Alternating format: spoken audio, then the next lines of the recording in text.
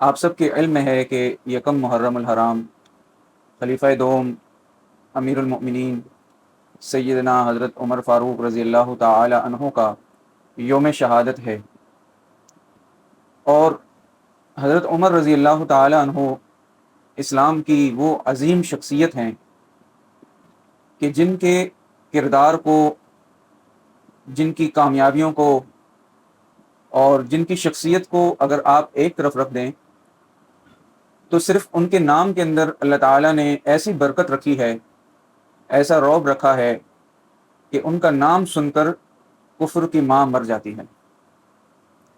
سیدنا فاروق اعظم رضی اللہ تعالی عنہ اسلام میں ایک اتھارٹی کی حیثیت رکھتے ہیں۔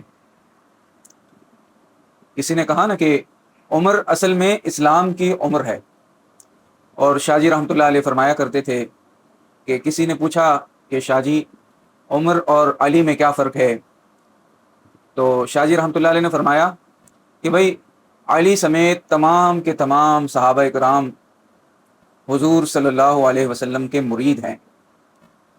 تو پوچھنے والا بڑا حیران ہوا کہ بھائی مرید تو سارے ہی صحابہ ہیں، تو اس میں حضرت عمر کی کیا خصوصیت نکلی؟ تو شاہ جی رحمۃ اللہ علیہ فرمانے لگے کہ تمام صحابہ مرید تھے اور حضرت عمر مراد تھے، کیونکہ عمر کی شخصیت ایسی ہے اسلام کے اندر کہ جس کو نبی کریم صلی اللہ علیہ وسلم نے اللہ تعالیٰ سے خود مانگا کہ یا اللہ اس اسلام کو، جو کہ مکہ کے اندر قسم پرسی کی حالت میں تھا، کفار اس کو مٹانے کے در پہ تھے اور ختم کرنا چاہتے تھے، شمع رسالت کو بجھانا چاہتے تھے، تو اس وقت نبی کریم صلی اللہ علیہ وسلم نے اللہ تعالیٰ کے سامنے ہاتھ پھیلا لیے اور کہتے ہیں کعبے کے غلاف سے لپٹ کر آپ نے دعا کی کہ یا اللہ اسلام کو اگر تقویت دینی ہے اور تو نے اسلام کو عزت دینی ہے تو مجھے عمر عطا کر دے۔ عمر کوئی معمولی انسان نہیں تھا۔ آپ اس کی عظمت کا اندازہ اس بات سے کریں کہ نبی کائنات صلی اللہ علیہ وسلم جیسی ہستی کتنی عظیم الشان ہستی ہے، حبیب خدا، دونوں کونین کے جو ہے سردار ہیں، اور وہ اتنی بڑی ہستی اگر کوئی چیز مانگتی ہے، کسی شخص کو پسند کرتی ہے، تو وہ شخص بھی تو معمولی نہیں ہوگا نا۔ اسی لیے تو حضرت عمر رضی اللہ تعالیٰ عنہ کی کیا شان ہے کہ آقا کریم صلی اللہ علیہ وسلم نے فرمایا لو کان بعدی نبی لکان عمر، کہ عمر اگر میرے بعد کوئی نبی ہوتا تو تیرے اندر نبی بننے والی تمام کی تمام صفات موجود ہیں، لیکن میرے بعد کوئی نبی نہیں ہوگا، اس لیے تو نبی نہیں بن سکتا۔ اور علماء نے لکھا ہے کہ 22 مقامات قرآن مجید میں ایسے ہیں کہ پہلے عمر نے وہ تجویز پیش کی، پھر اللہ تعالیٰ نے قرآن بنا کر اس کو مسلمانوں کے اوپر نازل کر دیا۔ سبحان اللہ، یہ ایسی فضیلت ہے کہ کسی اور شخص کے مقدر میں نہیں آئی۔ عمر کوئی معمولی انسان ہے؟ ارے بھائی ایسے انسان صدیوں میں نہیں پیدا ہوتے، بلکہ پیدا ہی نہیں ہوتے۔ عمر جیسے انسان صدیوں میں بھی پیدا نہیں ہوتے۔ اللہ تعالیٰ یہ خاص کسی شخص کو، کسی کردار کو بنانا چاہے تو اس کی ذات بنا سکتی ہے۔ تو اللہ تعالیٰ نے اسلام کو بھی صرف ایک ہی عمر دیا تھا، ایک ہی عمر دیا تھا۔ ایک انگریز فلسفی تھا برٹرینڈ رسل، اس کے متعلق یہ بات منسوب ہے کہ اس نے کہا کہ اگر اسلام کے اندر 2 عمر ہو جاتے، ایک عمر تو تھا ہی، اگر اسلام کے اندر 2 عمر ہو جاتے تو پوری دنیا سے کفر کا نظام ختم ہو جاتا، کفر کا نام و نشان مٹ جاتا، اور پوری دنیا کے اندر اسلام کا پھریرا لہراتا۔ تو یہ اللہ تعالیٰ نے حضرت عمر رضی اللہ تعالیٰ عنہ کو فضیلت دی تھی۔ عمر کوئی معمولی انسان تو نہیں تھا۔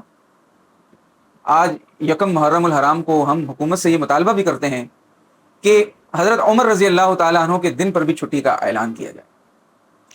آج کل ہم تو چونکہ پیر پرست لوگ ہیں تو مختلف پیروں کے دنوں پر ہم چھٹیاں کر دیتے ہیں، فلسفیوں کے دنوں پر چھٹیاں کر دیتے ہیں، اور اب تو عجیب معاملات ہو گیا کہ سندھ کی سیاسی جماعت کا لیڈر کا کوئی دن ہوگا تو اس دن چھٹی ہو جائے گی، پنجاب کے کسی لیڈر کا دن ہوگا تو اس دن چھٹی ہو جائے گی۔ تو کیا عمر اتنا معمولی انسان ہے کہ ہم عمر کے دن پر چھٹی نہیں کر سکتے؟ حالانکہ عمر کے ایک ایک لمحے پر، ایک ایک قول پر پوری قوموں کی اصلاح کی جا سکتی ہے۔ یہ عمر کو اللہ تعالیٰ نے فضیلت دی تھی۔ کہ عمر کے کردار کا اگر ہم مطالعہ کریں گے، ہم اپنے طلباء میں، اپنے بچوں میں، اپنے لوگوں میں عمر کی تاریخ کو پڑھائیں گے انہیں اور وہ شخصیت بتائیں گے، تو پھر میں کہتا ہوں کہ ہمیں کسی کے سامنے جھکنا نہیں پڑے گا۔ ہاں، کیونکہ عمر جب سے آیا اس نے اسلام کو جھکنے نہیں دیا، عمر کے آنے سے اسلام اونچا ہوتا گیا۔ تو اگر عمر کی شخصیت، عمر کی تاریخ، عمر کا کردار ہمارے اندر آئے گا تو پھر ہم بھی دن بدن ترقی کریں گے۔ آج ہم ذلیل ہیں، آج ہم خوار ہیں، آج پوری دنیا کے اندر ہماری بات کو سننے والا کوئی نہیں ہے، ہمارے معاملات خراب ہیں، ہماری تجارت خراب ہے، ہمارا بازار خراب ہے، ہمارا تاجر خراب ہے، ہمارا سیٹ خراب ہے، ہماری حکومتی مشنری خراب ہے، ہر طرف کرپشن کا، جھوٹ کا، فراڈ کا بازار گرم ہوا ہے۔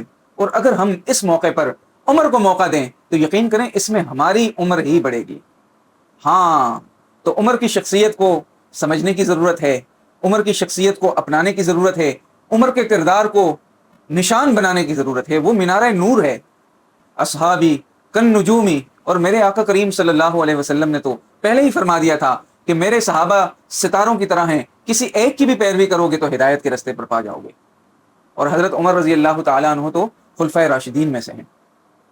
نبی کریم صلی اللہ علیہ وسلم نے جن کو خود خواہش کے ذریعے اسلام کے اندر داخل کیا اور ان کی شہادت کی بشارت بھی دی اور بتایا کہ عمر جنتی ہے، عمر جنتی ہے۔